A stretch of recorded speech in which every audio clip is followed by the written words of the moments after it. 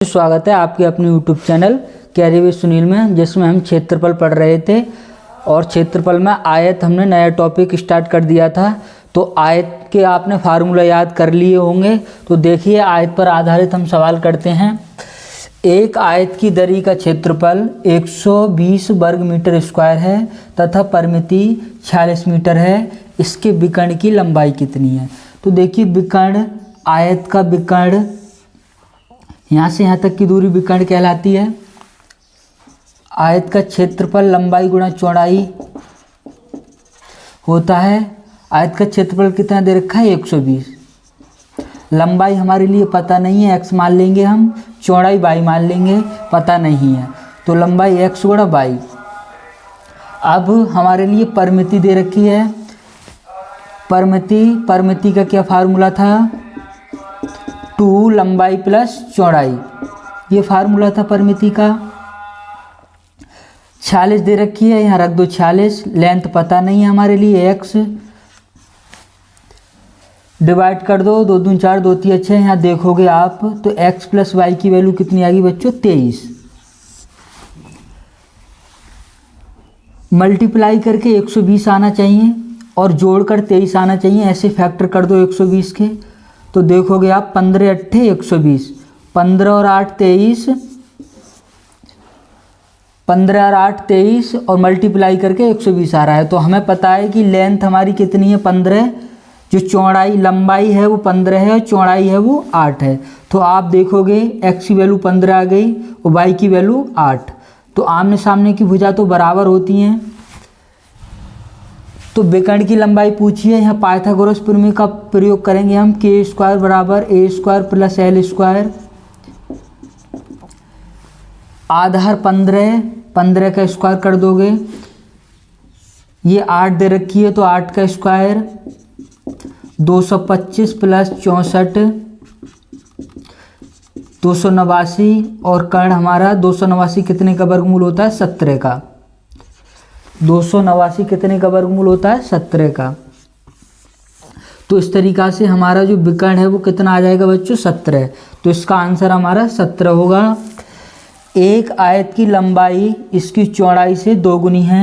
अगला सवाल देखिए, यदि इसके एक विकर्ण की लंबाई 10√5 सेंटीमीटर हो तो आयत की परिमिति कितनी है?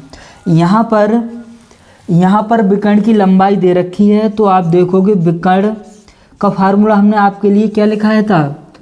लंबाई का स्क्वायर प्लस चौड़ाई का स्क्वायर। विकर्ण दे रखा है, लंबाई पता नहीं है हमारे लिए, लेकिन कुछ आंकड़े दे रखे हैं लंबाई और चौड़ाई के बारे में। लंबाई जो है वो चौड़ाई से दोगुनी है। तो लंबाई x है, चौड़ाई x है, तो लंबाई कितनी होगी? 2x। लंबाई 2x रख दो यहाँ पर, स्क्वायर प्लस चौड़ाई x का स्क्वायर।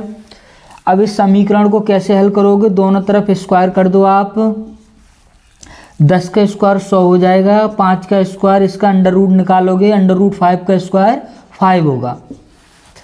यहाँ पर स्क्वायर से अंडर रूट कट जाता है, 2 का स्क्वायर 4x स्क्वायर हो जाएगा और x स्क्वायर हो जाएगा। इसके लिए आप देखोगे तो 4 और 1 5x स्क्वायर, 5 से 5 कट जाएंगे तो x स्क्वायर की वैल्यू 100। तो x की वैल्यू बच्चों कितनी आ जाएगी निकल के? 10। पूछा क्या गया है हमसे? आयत की परिमिति। परिमिति का फार्मूला आपने पढ़ा होगा, 2 लंबाई प्लस चौड़ाई। आप देखोगे लंबाई कितनी है हमारी? 2x प्लस चौड़ाई x, 3x हो जाएगा। ये 2 गुणा 3x की वैल्यू कितनी है? 10 रख दो यहाँ, 10 3 30 दूनी 60। 60 मीटर में सेंटीमीटर में दे रखा है तो क्या हो जाएगा? सेंटीमीटर। 60 सेंटीमीटर हमारी क्या आ जाएगी? परिमिति निकल के आ जाएगी। ठीक है ना? तो ये सवाल किए हमने। अब नेक्स्ट सवाल करते हैं हम। देखिए अगला सवाल, एक आयत की लंबाई और चौड़ाई क्रमशः 16 मीटर, 12 मीटर, इसके चारों ओर 3.5 मीटर चौड़ा रास्ता बनाया गया है। रास्ते का क्षेत्रफल क्या है? तो आप देखोगे यहाँ पर x की वैल्यू हम 16 मीटर मान लेंगे, y 12 मीटर और जो रास्ते का चौड़ाई है वो कितनी है? 3.5 मीटर। कुछ इस तरीक़ा से चित्र बनेगा इसका। ये आयत है और आयत के चारों तरफ ये 3.5 मीटर चौड़ा रास्ता बनाया गया है। इस रास्ते की चौड़ाई कितनी है? 3.5 मीटर। जो आयत है उसकी लंबाई 16 मीटर है और चौड़ाई 12 मीटर है। तो इस तरीक़ा से चित्र बनेगा। हमने रास्ते का क्षेत्रफल बताया था, जब बाहर की तरफ बने तो रास्ते का क्षेत्रफल का फार्मूला क्या था? 2ax + y + के 2a। ये फार्मूला बताया था आपको। 2a की वैल्यू 3.5, x 16, y 12 + 2 गुणा 3.5, 3.5 दूनी 7, 16 + 12 + 2.5 दूनी 7। इसके लिए जोड़ लो आप। जोड़ोगे तो आप 7 और 2 9, 9 और 6 15, 1 और 1 2 और 1 3, 35 होगा। इसकी मल्टीप्लाई कर दो। 7 पंजे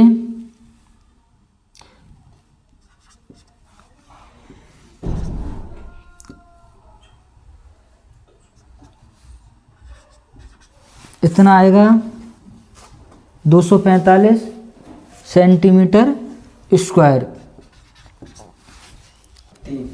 मीटर दे रखा है तो मीटर का स्क्वायर, ये आंसर हो जाएगा हमारा। अगला सवाल देखिए। एक आयत की लंबाई और चौड़ाई क्रमशः 110 मीटर 65 मीटर है। इसके अंदर चारों ओर 2.5 मीटर चौड़ा रास्ता बनाया गया है। रास्ते का क्षेत्रफल है। तो यहाँ पर क्या करा गया है? अंदर बनाया गया है, अंदर। तो इस तरीक़ा से चित्र बनेगा। ये आयत है हमारा, इसके अंदर 2.5 मीटर चौड़ा रास्ता बनाया गया है। तो अंदर के लिए हमने आपके लिए फार्मूला क्या लिखाया था? 2ax + y - के 2a, ये घटा देते थे हम। यहाँ पर देखोगे आप, x की वैल्यू 110 मीटर, y की वैल्यू 65 मीटर और रास्ते की जो चौड़ाई दे रखी है वो कितनी दे रखी है? 2.5 मीटर।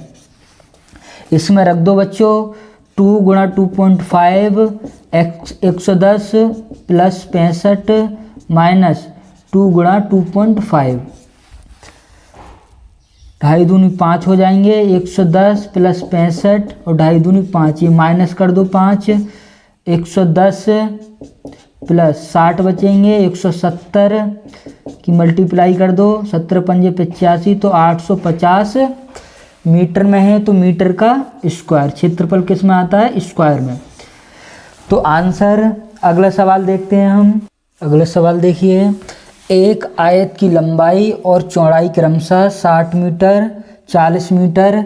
इसके बीचों बीच लंबाई तथा चौड़ाई के समांतर 4 मीटर चौड़ी परस्पर काटती हुई दो सड़कों पर 7.50 रुपये प्रति वर्ग मीटर की दर से रोड़ी बिछाने का खर्च क्या होगा?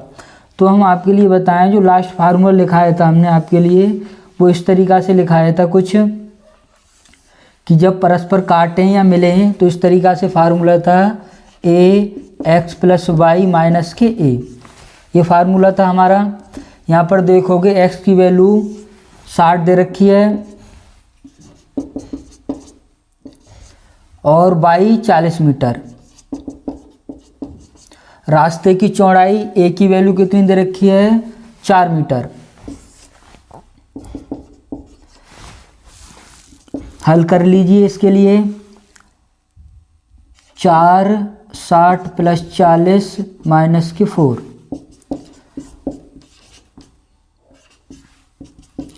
96 बचेंगे।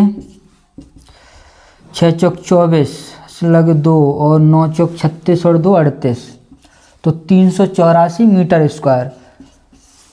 तो इसका अगर क्षेत्रफल पूछा होता केवल तो कितना आता? 384 मीटर स्क्वायर। लेकिन पूछा क्या गया है कि रोड़ी बिछाने का खर्च कितना होगा। तो 1 वर्ग मीटर में 7 रुपये 50 पैसे का खर्च आ रहा है। तो इतने वर्ग मीटर में कितने का खर्च होगा? तो रोड़ी बिछाने का खर्च इतने से मल्टीप्लाई कर दोगे आप 384 की 7.50 से,